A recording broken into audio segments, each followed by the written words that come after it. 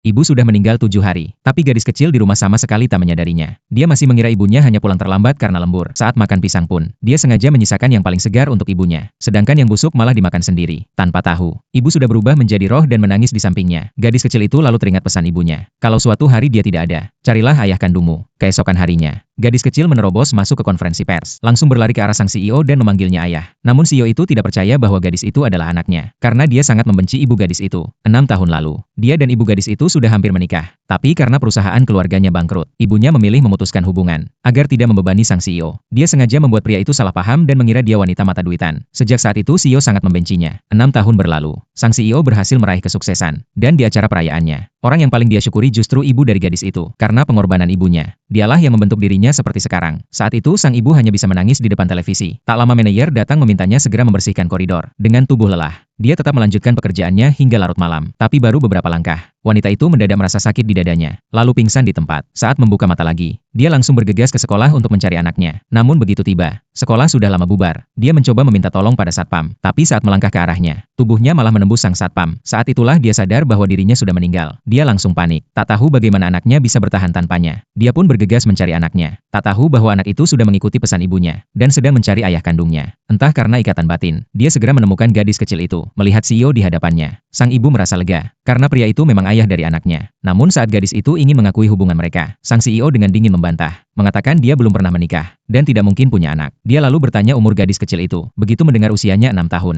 dia langsung marah, meyakini bahwa ibu gadis itu hanya ingin uangnya. Padahal dulu ibunya sengaja mengubah umur sang anak, agar pria itu tidak mencurigai kebenaran. Untuk membuktikan dirinya, gadis itu mengeluarkan catatan medis milik ibunya. Namun sang CEO yang sudah yakin dia penipu, langsung membanting catatan itu dan mengusir gadis itu. Ibu gadis itu melihat itu hanya bisa menangis. Tak lama adik perempuan sang CEO datang. Dia menatap wajah gadis itu. Semakin lama semakin mirip dengan wajah kakaknya waktu kecil. Untuk memastikan kebenaran, dia mengambil sapu tangan dan membersihkan luka gadis itu, lalu menyerahkan sampel darah pada asistennya, untuk segera dilakukan tes DNA. Karena belum diakui, gadis itu harus pulang sendiri. Namun saat membuka rice cooker, tidak ada makanan. Dia masih mengira ibunya sedang lembur, dan akan pulang sebentar lagi untuk memasak. Karena sangat lapar, dia hanya bisa makan pisang yang hampir busuk. Ibu yang melihat itu menangis tanpa daya. Hanya bisa menyaksikan anaknya membalut luka sendiri, dan berbicara sendirian dengan boneka beruang. Tiba-tiba terdengar suara pintu terbuka. Gadis itu senang mengira ibunya sudah pulang, tapi yang datang justru nenek dan pamannya. Sementara itu, orang tua CEO menasihatinya agar tidak terjebak. Mereka yakin semua ini adalah jebakan ibu gadis itu. Namun adiknya bersikeras. Wajah gadis itu sangat mirip kakaknya, dan tes DNA sudah dikirim. Dia juga menyampaikan bahwa ibu gadis itu memang sangat sakit. Mendengar itu, CEO akhirnya memutuskan menyelidiki sendiri. Sementara itu, nenek memberitahu gadis itu bahwa mereka telah mencarikan suami untuk ibunya. Jika gadis itu bisa membujuk ibunya menikah, mereka semua bisa hidup mewah. Gadis itu langsung menolak, dan mengatakan bahwa sudah beberapa hari ibunya tidak bisa dihubungi. Mendengar itu, nenek langsung tertarik dengan kartu ban milik ibu